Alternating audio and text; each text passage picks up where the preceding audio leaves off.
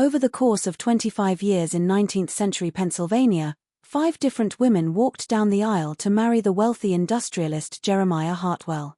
When each bride entered his grand mansion on Beacon Hill, she was intelligent, healthy, and absolutely full of life. But one after another, every single wife met the exact same horrifying end. A complete mental breakdown within months of taking up residence in the master bedroom suite. The pattern was so consistent, so deliberate that when the truth finally surfaced in 1835, it would send shockwaves not just through Millbrook County, but across the entire state of Pennsylvania. What authorities uncovered wasn't a family curse or simple coincidence, but something far more sinister at play. A calculated conspiracy that had systematically destroyed women's minds for decades.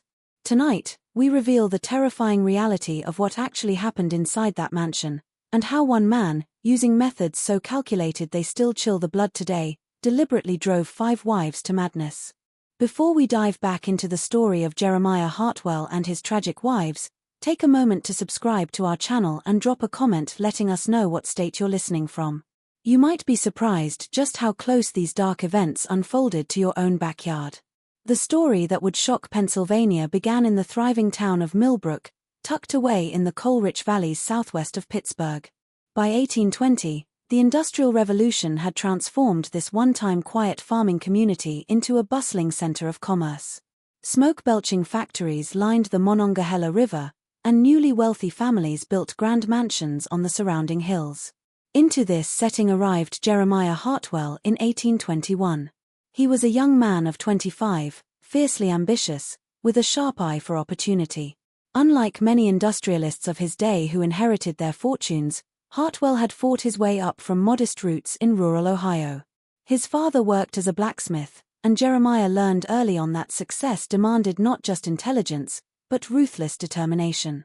Within 5 years of setting foot in Millbrook, he had launched the Hartwell Iron Works, focusing on railroad components that America desperately needed as it pushed westward.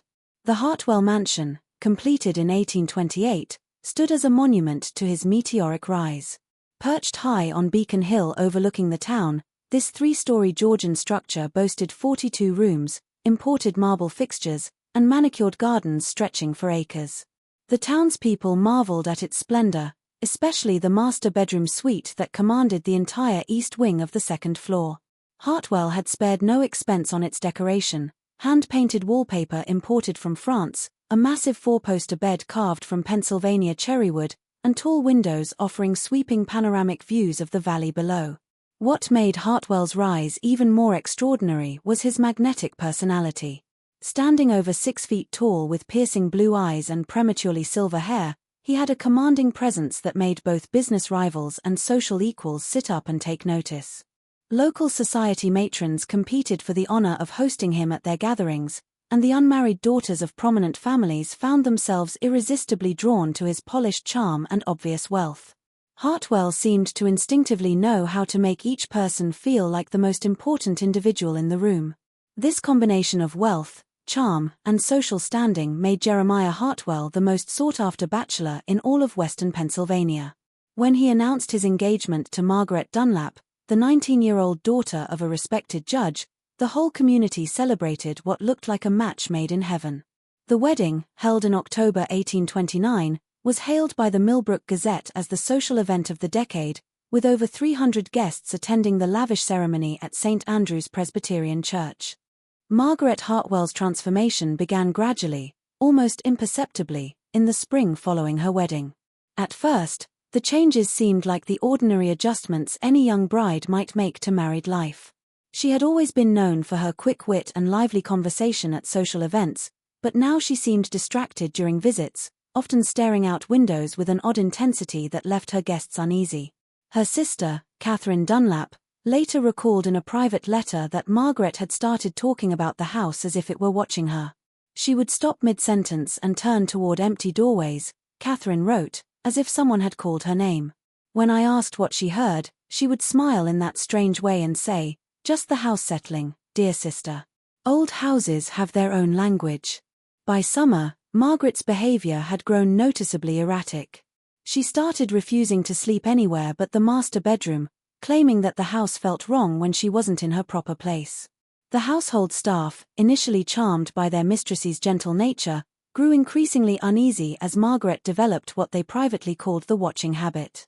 She would position herself at the bedroom windows for hours at a time, not gazing out at the gardens or the town below, but staring intently at her own reflection in the glass, tilting her head slightly from side to side as if studying herself from different angles. The breaking point came on a humid evening in August 1830. The Hartwells were hosting a dinner party for several prominent Pittsburgh businessmen when Margaret abruptly stood up in the middle of the main course, walked to the dining room's large mirror, and launched into an animated conversation with her reflection. The guests watched in stunned silence as she gestured emphatically and seemed to be arguing with the image in the glass, occasionally letting out a high-pitched laugh that no one had ever heard from her before. She kept asking her why she looked so tired, recorded Thomas Peyton, one of the dinner guests, in his journal. But the most unsettling part was that she appeared to be waiting for answers, pausing as if the reflection was responding to her. When Mr. Hartwell gently tried to guide her away from the mirror, she grew agitated and insisted she wasn't finished talking yet. That night, according to the testimony of Sarah Quinn, the head housekeeper, Margaret was discovered at 3 a.m. standing in the master bedroom, completely naked, methodically tearing down the French wallpaper strip by strip. When Sarah entered the room, Margaret turned with a serene smile and explained that she needed to see what was underneath. Once the walls were fully exposed, nothing was revealed but standard plaster and wooden laths. Yet Margaret nodded with satisfaction, as if she had uncovered some vital secret. Dr. Harrison Henley, the family physician, was summoned the following morning. His examination revealed a physically healthy 20-year-old woman who seemed to be suffering from what he termed severe nervous exhaustion complicated by obsessive melancholia. In his notes, which would later become crucial evidence, Dr. Henley wrote, "Mrs. Hartwell demonstrates an unusual fixation with mirrors and reflective surfaces, coupled with an insistence that her reflection is somehow separate from herself. Most disturbing is her absolute certainty that this other self provides her with information about the house and its history." Within 2 weeks, Margaret's condition had deteriorated to the point where she needed constant supervision. She had become convinced that mirrors throughout the house contained messages only she could interpret, and she spent her days moving from reflection to reflection, carrying on elaborate conversations with what she called the other Margarets. When family members tried to cover the mirrors, she became violently agitated, scratching at the cloth coverings until her fingernails bled. The final incident occurred on September 15, 1830. Margaret somehow managed to gather every mirror, piece of polished silver, and reflective surface in the mansion into the master bedroom. She arranged them in an intricate pattern around the room, then spent the entire night in what the housekeeper described as a conference with her other selves. By morning, she had lost the ability to recognize anyone, including her husband, and spoke only to the reflections, which she insisted were her real family. Dr. Henley, after consulting with colleagues in Philadelphia, made the difficult recommendation that Margaret be committed to the Pennsylvania Hospital for the Insane. On a grey October morning, as autumn leaves swirled around the Hartwell mansion, Margaret was led away in a closed carriage, still calling over her shoulder to tell the others, "I'll be back soon." She would spend the remaining 43 years of her life in that institution, never recovering her sanity, and never ceasing to search for mirrors in her restricted room. The commitment of Margaret Hartwell sent shockwaves through Millbrook's social elite, but the community's response revealed the complicated attitudes toward mental illness that characterized the 1830s. While some whispered about hereditary madness or moral failings, most of the town's prominent families rallied around Jeremiah, viewing him as a tragic figure whose promising marriage had been destroyed by forces beyond his control. The prevailing medical wisdom of the era attributed female mental illness to a variety of causes, ranging from excessive reading to disruption of natural feminine roles. Dr. Henley's official report, submitted to the county authorities, cited Margaret's condition as likely resulting from overstimulation of the nervous system due to the sudden elevation in social position and domestic responsibilities. This explanation satisfied most observers, as it aligned with common beliefs about the delicate nature of the female constitution. For 3 years following Margaret's commitment, Jeremiah Hartwell lived as a reclusive widower, maintaining his business interests but avoiding social gatherings. The master bedroom was sealed, its contents covered with white sheets, and Jeremiah moved to a smaller room on the 3rd floor. The household staff, reduced to just the essential positions, reported that their employer spent most evenings in his study, poring over medical texts and corresponding with various physicians about his wife's condition. During this period, Hartwell became obsessed with understanding what he called the science of mental affliction.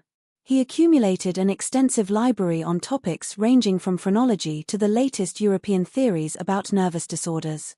His personal journals, discovered decades later, reveal a man genuinely tormented by his wife's fate and desperately seeking rational explanations for her breakdown. In 1833, Jeremiah received word that Margaret had died in the asylum. Her final years were marked by progressive physical deterioration that accompanied her mental decline. The funeral was a small private affair attended only by immediate family members. Margaret was buried in the Hartwell family plot in Millbrook Cemetery, her gravestone bearing only her name, dates, and the inscription "Beloved Wife at Peace." The tragedy seemed to mark the end of one chapter in Jeremiah's life. But those closest to him noticed that Margaret's death had changed him in subtle but profound ways. His business associates remarked that he had developed an almost obsessive attention to detail in his personal appearance and surroundings. He began requiring that all mirrors in his office be cleaned twice daily, and he had developed a habit of checking his reflection frequently throughout business meetings, as if verifying that he appeared normal to others. More significantly, Hartwell had begun speaking about marriage again, but in terms that struck many as coldly analytical rather than romantic. He would discuss the requirements of a suitable wife with the same methodical approach he applied to business negotiations, creating what he called compatibility assessments for potential candidates. It was during this period that Hartwell met Elena Rodriguez, the 22-year-old daughter of a Spanish merchant who had recently established trading connections with Pittsburgh's growing industrial sector. Elena possessed a rare combination of intelligence and beauty that immediately captured Hartwell's attention, but more importantly, she demonstrated what he described as exceptional mental resilience during their courtship conversations. Their engagement, announced in the spring of 1834, surprised many in Millbrook society who had assumed Hartwell would never remarry. But those who observed the couple together noted that Jeremiah seemed to have recovered his earlier charm and confidence. Elena, for her part, appeared genuinely happy and excited about becoming mistress of the grand mansion on Beacon Hill. The wedding took place in June 1834, a more modest affair than Hartwell's first marriage, but still elegant enough to satisfy social expectations. As Elena moved into the mansion, Hartwell made a decision that would later seem significant.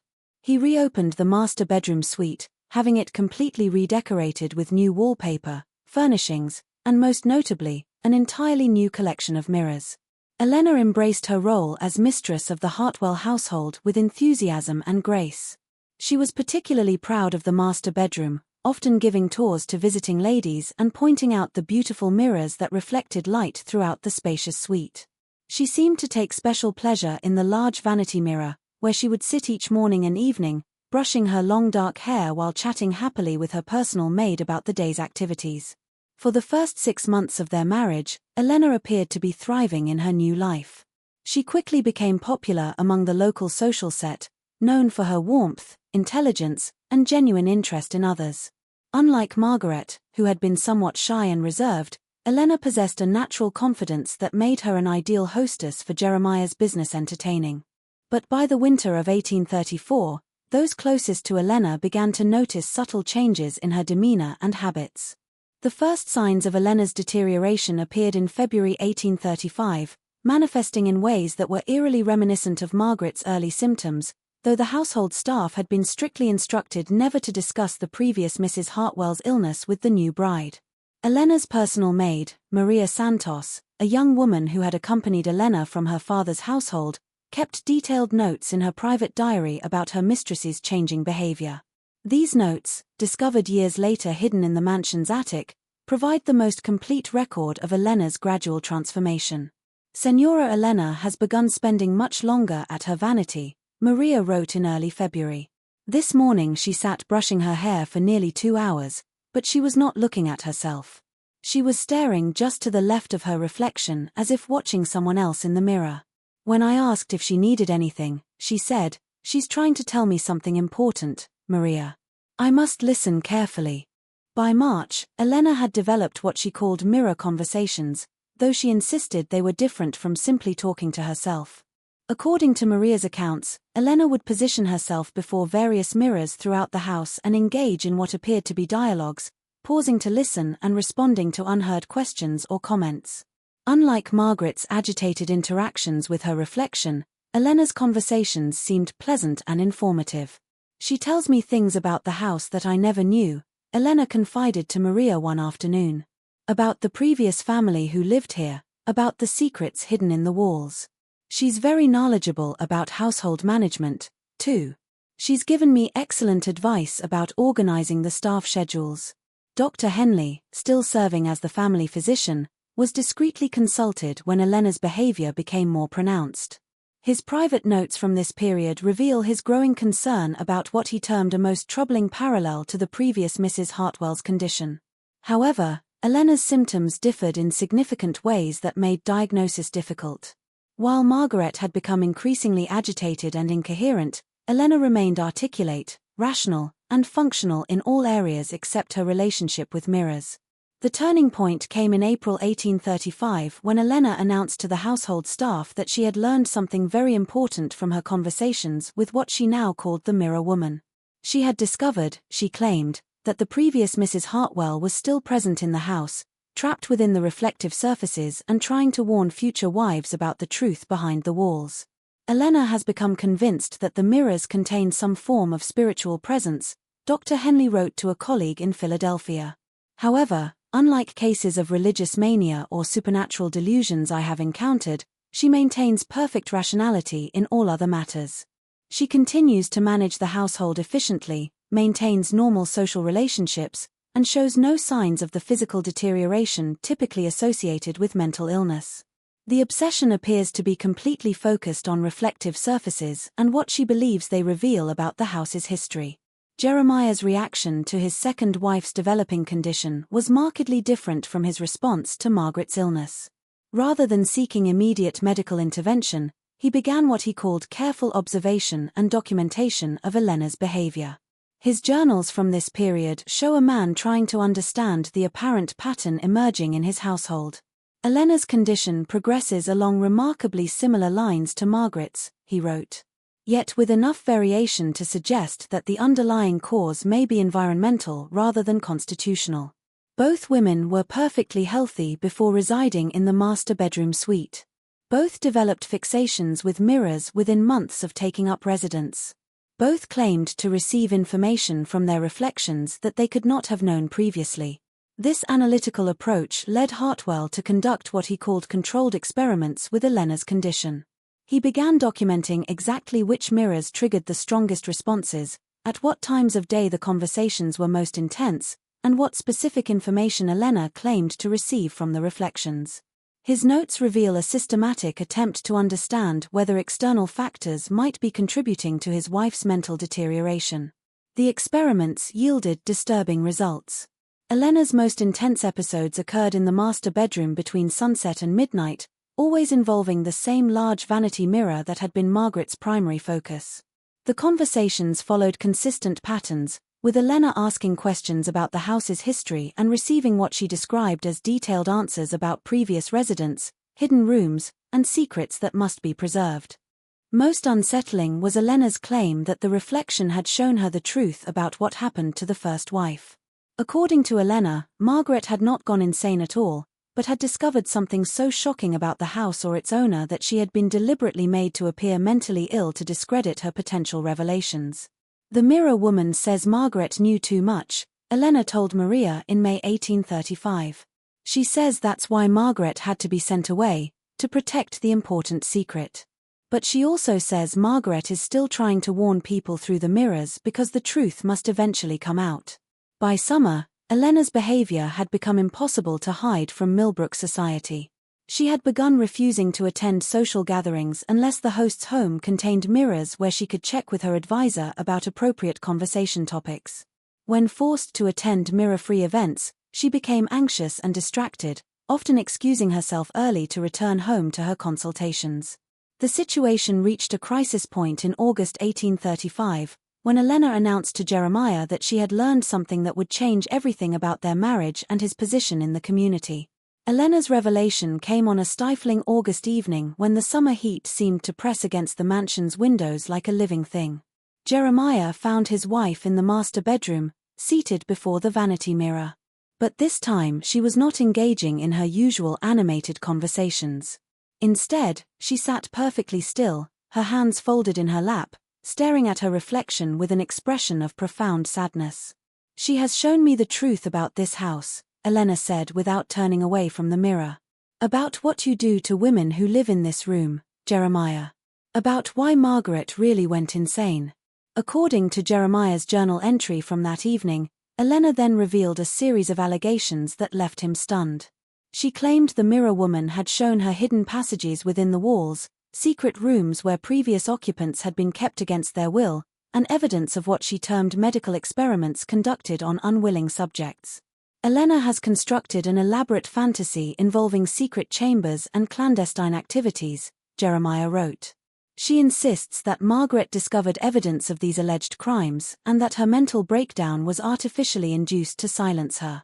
Most disturbing is her claim that the mirrors somehow contain memories of these events, accessible only to women who spend enough time in the master bedroom. But Elena's accusations went beyond vague conspiracy theories. She provided specific details about the mansion's construction, claiming the mirror woman had revealed the existence of hidden passages that connected the master bedroom to unused sections of the house. She described elaborate monitoring systems built into the walls. And most shocking of all, she alleged that Jeremiah had been systematically drugging his wives with substances designed to cause hallucinations and mental confusion. "The medicine you give me for my headaches," Elena confronted her husband that night. "It's not medicine at all, is it? She showed me what it really does. How it makes women see things that aren't there.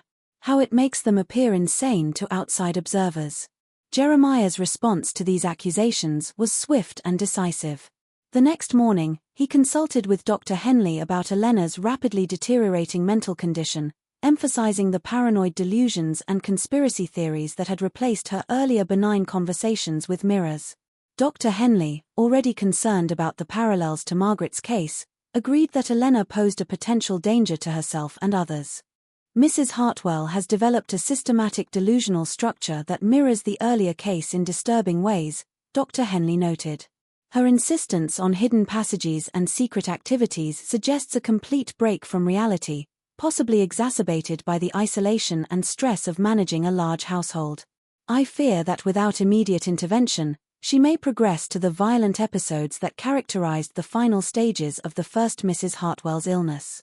But Elena was not ready to be quietly committed to an asylum. Over the next several days, she began what she called her investigation, systematically examining the mansion's walls for the hidden passages the mirror woman had described. She recruited Maria and several other household staff members, convincing them to help search for loose panels, hollow spaces, and concealed doorways. The search yielded unexpected results. Behind a wardrobe in the master bedroom, Maria discovered a section of wall that sounded hollow when tapped. Further examination revealed a narrow panel that, when pressed, swung inward to reveal a cramped passage running between the walls. The passage, barely wide enough for a person to squeeze through, appeared to connect several rooms on the second floor and contained what Elena described as observation ports, small holes that allowed someone in the passage to see into the bedrooms without being detected. "The mirror woman was right," Elena told Maria triumphantly. "The passages are real, just as she said they would be. If this part of her story is true, then everything else must be true as well."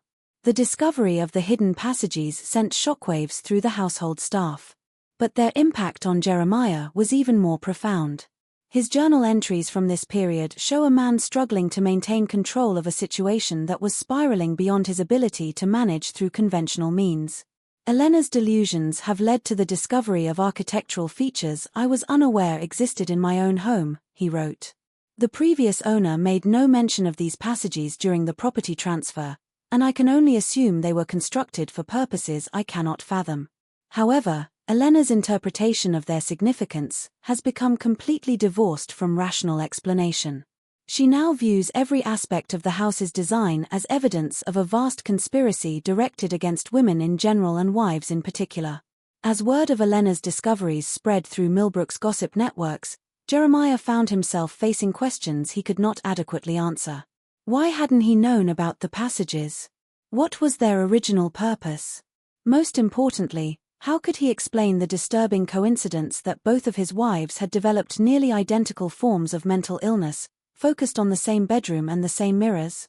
The pressure intensified when Elena's father, concerned about reports of his daughter's behavior, arrived from Pittsburgh for an unannounced visit.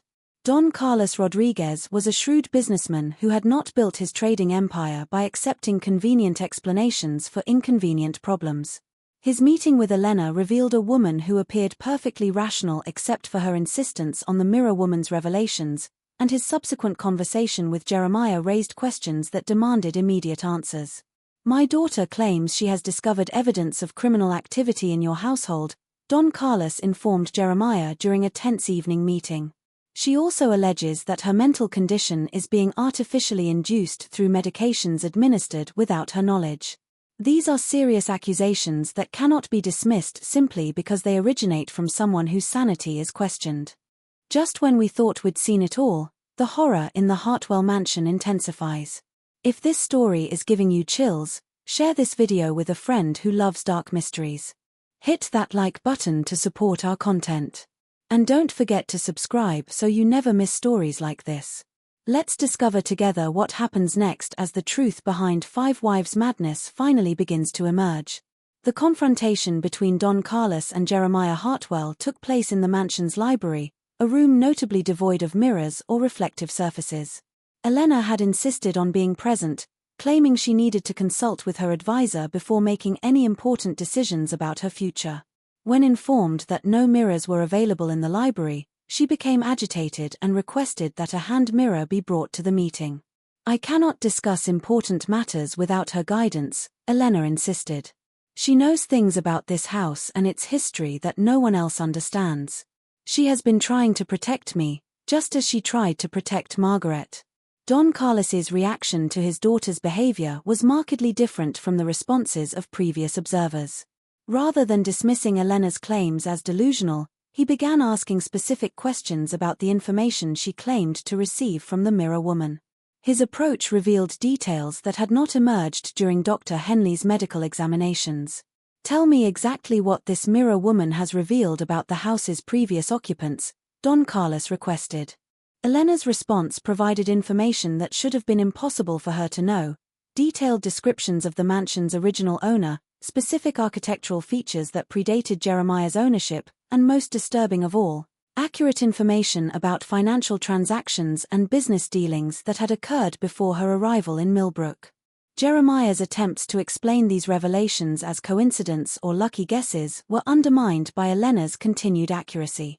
She described business associates Jeremiah had never mentioned to her, detailed his private correspondence with investors, and most shocking of all, provided accurate accounts of conversations that had taken place in the library years earlier, before she had ever set foot in the house. "The mirror woman sees everything that happens in the house," Elena explained. "She has been watching and listening for years, accumulating information about all the residents and visitors. She knows about the secret business arrangements, the hidden financial records, the real reason Jeremiah chose this particular house for his residence." As Elena continued her revelations, a pattern emerged that transformed the investigation from a medical case to a criminal inquiry. The information she provided suggested that the Hartwell mansion had been deliberately chosen for its hidden passages and observation capabilities, that Jeremiah's business success was built on information gathered through covert surveillance of his guests and competitors, and most damning of all, that his marriages were strategic arrangements designed to provide cover for activities that required the appearance of domestic respectability. The evening's discussion was interrupted by the arrival of Dr. Henley, summoned by Jeremiah to provide medical testimony about Elena's condition. However, Don Carlos's presence changed the dynamic of what Jeremiah had intended as a commitment hearing. Instead of a simple evaluation of Elena's mental state, the meeting became an interrogation of the circumstances surrounding both wives' illnesses. "Dr. Henley," Don Carlos inquired, "in your medical opinion, What could cause two different women with no previous history of mental illness to develop nearly identical symptoms after residing in the same location? Dr. Henley's response revealed the limitations of 1830s medical knowledge, but also his growing suspicions about the case. While such coincidences are unusual, he admitted, they are not impossible. Environmental factors including stress, isolation, and exposure to certain substances could theoretically produce similar symptoms in different individuals. However, the specific focus on mirrors and the consistent reports of receiving information from reflections suggest either a shared delusion or what, Dr.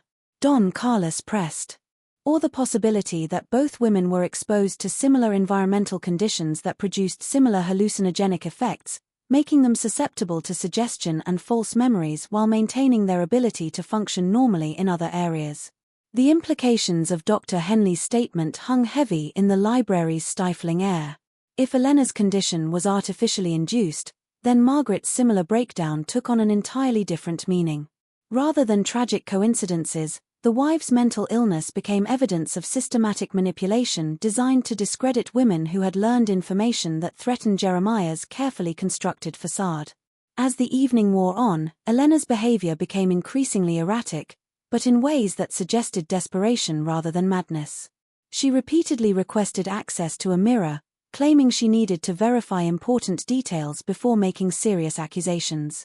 When her requests were denied, she became agitated and began describing the contents of locked rooms and hidden compartments throughout the house, information that Jeremiah insisted she could not possibly possess. The crisis reached its climax when Elena suddenly stood up and announced that the mirror woman had revealed the location of the evidence that would prove everything. She led the group to the master bedroom, where she directed them to a section of wall behind the massive wardrobe. Following her instructions, they discovered not only the hidden passage Maria had found earlier, but a concealed compartment containing documents and materials that would transform the investigation into a criminal prosecution.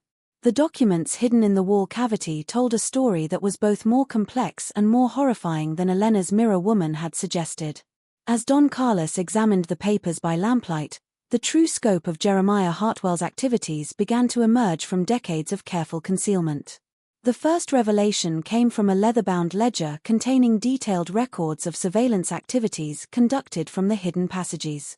Entry after entry documented private conversations, personal secrets, and business negotiations that had been observed and recorded without the knowledge of the participants. The entries, written in Jeremiah's distinctive handwriting, revealed how he had used this information to manipulate business deals, blackmail competitors, and gain advantages in financial negotiations. March 15, 1829, Senator Patterson discussed railroad route plans in drawing room with associates. Confirmed northern passage through Millbrook Valley. Adjusted investment portfolio accordingly. June 3, 1829, Judge Dunlap revealed his gambling debts to his wife in their bedroom conversation. Excellent leverage for upcoming court cases involving the iron works. But the surveillance activities were only the beginning of what the hidden documents revealed. A second collection of papers, wrapped in oilcloth and tucked beneath loose floorboards, contained correspondence with a Dr. Heinrich Zimmermann, a German physician who had been conducting what he called experimental treatments for female hysteria at private institutions throughout Pennsylvania. Dr. Zimmermann's letters, written in a mixture of English and German, described a systematic program designed to induce controlled mental instability in women who posed threats to their husbands' interests. The treatments involved carefully measured doses of various substances, including mercury compounds, laudanum derivatives, and plant extracts that produced hallucinations and disorientation while leaving patients physically functional. The beauty of the treatment, Dr. Zimmermann wrote in one letter, is that the subject retains enough rationality to appear normal in casual interactions while developing specific obsessions and delusions that discredit any inconvenient truths they might reveal. The focus on mirrors is particularly effective, as it appears to be a natural feminine vanity taken to pathological extremes. Elena's accusations about being drugged were not paranoid delusions. They were accurate descriptions of a systematic poisoning program designed to drive her insane while maintaining the appearance of natural mental illness. The headache medicine Jeremiah provided contained carefully measured doses of substances that produced visual hallucinations, particularly when combined with the stress of isolation and the psychological pressure of living under constant surveillance. Margaret Hartwell had not suffered a tragic mental breakdown. She had been deliberately poisoned when she discovered evidence of Jeremiah's surveillance activities. Her increasingly erratic behavior was the result of drugs that made her see disturbing images in mirrors, while her attempts to communicate what she had learned were dismissed as the ravings of a madwoman. The most chilling discovery came from a final set of documents that revealed the true scope of Jeremiah's plans. He had not simply been conducting surveillance and blackmail from his mansion. He had been operating what amounted to a private intelligence network, using his social position and business connections to gather information for clients throughout Pennsylvania's political and business elite. The mansion's hidden passages weren't just spy holes. They were part of an elaborate system that included concealed recording devices, document copying facilities, and storage areas for compromising materials. Jeremiah's marriages weren't romantic relationships. They were business arrangements designed to provide him with hostesses who could gather information at social events while remaining above suspicion due to their apparent respectability. When Margaret discovered evidence of these activities, Jeremiah had used Dr. Zimmerman's experimental treatments to discredit her potential revelations. When Elena began asking similar questions, he had simply repeated the same process, confident that the medical establishment's ignorance about the true causes of her symptoms would protect him from serious investigation. Don Carlos's reaction to these revelations was swift and decisive. As a successful businessman with political connections throughout western Pennsylvania, he understood immediately that the documents represented evidence of criminal conspiracy on a massive scale. More importantly, he recognized that his daughter's life was in immediate danger as long as she remained in Jeremiah's control. Elena will be leaving this house tonight, he informed Jeremiah, and she will be taking these documents with her as evidence for the authorities. Dr. Henley, I assume you will be revising your medical opinion regarding my daughter's condition in light of this evidence. Dr. Henley's response revealed the ethical crisis facing medical professionals confronted with evidence that their patients had been systematically poisoned by people they trusted. If these documents are authentic, he said slowly, then both Mrs. Margaret Hartwell and Mrs. Elena Hartwell were victims of deliberate poisoning designed to simulate mental illness. Mrs. Elena's condition should improve rapidly once the toxic substances are eliminated from her system. Jeremiah's reaction to the discovery was surprisingly calm, suggesting a man who had prepared for the possibility of exposure. The documents you found are forgeries, he claimed, planted by Elena during her delusional episodes. The correspondence with this alleged Dr. Zimmerman is fictional, designed to support her paranoid fantasies about being poisoned. I'm afraid her mental condition has progressed to the point where she's capable of creating elaborate false evidence to support her delusions. But Don Carlos had anticipated this defense. Then you won't object to having the contents of these medicine bottles analyzed by independent chemists, he replied, producing the various compounds Jeremiah had been administering to Elena. And you certainly won't mind if we bring in handwriting experts to verify whether these documents were written by you or by someone else. The confrontation might have continued indefinitely, but it was interrupted by an unexpected voice from the bedroom doorway. Sarah Quinn, the head housekeeper who had served the Hartwell family for over a decade, stepped into the room with an expression of grim determination. I can't stay silent any longer, she announced. I've watched 2 good women destroyed by what happens in this house, and I won't watch it happen to others. Mr. Rodriguez, your daughter is telling the truth about everything. I've seen the master administer the medicines. I've seen him using the passages to spy on guests. And I've seen what those treatments do to the ladies who live in this bedroom. Sarah's testimony provided the final piece of evidence needed to corroborate Elena's claims. As the head housekeeper, she had access to all areas of the mansion and had observed Jeremiah's activities over many years. More importantly, she had witnessed Margaret's deterioration and recognized the identical pattern beginning to emerge in Elena's behavior. I prepared the medicines Mr. Hartwell gave to both wives, Sarah confessed, her voice trembling with years of suppressed guilt. He told me they were treatments prescribed by Dr. Henley, but I noticed they came from unmarked bottles that arrived through private correspondence. When I asked about them, Mr. Hartwell said they were experimental remedies from European physicians that weren't available through local apothecaries. Sarah's detailed account revealed the methodical nature of Jeremiah's deception. She described how he had gradually increased the dosages of the mysterious compounds, timing the administration to coincide with periods when the wives spent extended time in the master bedroom. She had observed both women's growing fixation with mirrors, their increasing isolation from friends and family, and their progressive inability to distinguish between reality and hallucination. The most terrible part, Sarah continued, was watching them try to tell people what they were experiencing, only to have everyone dismiss their words as madness. Mrs. Margaret kept insisting that someone was watching her through the walls, that her food tasted strange, that the mirrors showed her things that couldn't be real. Everyone said it was nervous hysteria, but I knew something was wrong when Mrs. Elena began describing exactly the same experiences. Dr. Henley's professional reputation hung in the balance as the full scope of his unwitting participation in Jeremiah's scheme became clear. The medicines he had prescribed for both women's headaches and nervous conditions had been replaced with Jeremiah's poisonous compounds, administered under the guise of legitimate medical treatment. His diagnosis of mental illness had provided the perfect cover for systematic poisoning, allowing Jeremiah to destroy his wife's credibility while maintaining his own reputation as a caring husband dealing with family tragedy. "I need to examine Mrs. Elena immediately," Dr. Henley announced, his professional composure cracking under the weight of his realization. If she has been subjected to chronic poisoning with hallucinogenic compounds, there may be physical evidence that could support these allegations. More importantly, we need to begin treatments to counteract any substances still in her system. But even as the evidence mounted against him, Jeremiah Hartwell demonstrated the calculating intelligence that had made him successful in business and espionage. Rather than continuing to deny the accusations, he shifted to what appeared to be a confession designed to minimize his legal exposure.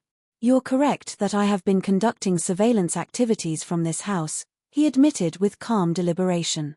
The hidden passages were installed by the previous owner, a man with similar business interests, who found them useful for gathering information about potential investors and competitors.